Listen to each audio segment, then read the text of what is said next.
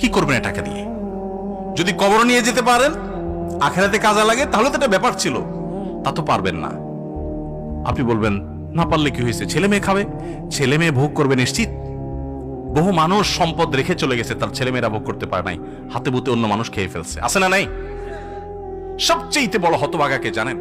আল্লাহর জমিনে সবচেয়ে বড় দুর্ভাগা, সবচেয়ে বড় বেয়াকুব এবং নির্বোধ মানুষ হলো সে, যে যাদের জন্য চুরি করবে তারাও সে দায় নিবে না। কিয়ামতের দিন ছেলে আয়সা বলবে না, আব্বা চুরিদারি ডাকাতি 2 নম্বরই যা করছেন, ঘুষ সুদ যা খাইছেন আমাদের জন্যই তো খাইছেন, আল্লাহ আমার আব্বারা জাহান্নামে দিয়ে না, আমাদের নিয়ে যান।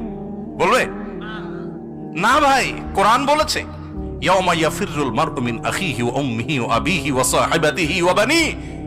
সন্তান বাপকে দেখে মাকে দেখে পালাবে, যে না জানি আজকে কোনো কিছুর জন্য ধরে। সবাই ইয়া নাফসি নাফসি করবে।